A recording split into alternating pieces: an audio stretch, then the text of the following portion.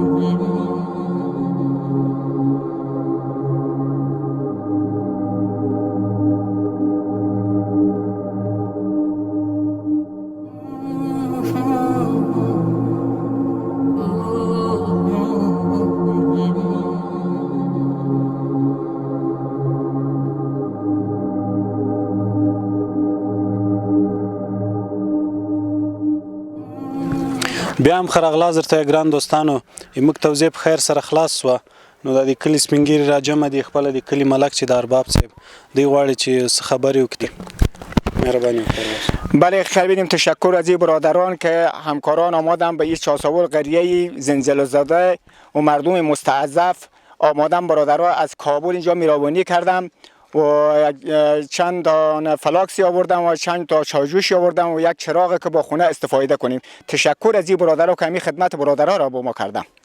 بخیر باش. تشکر از کلگیتان.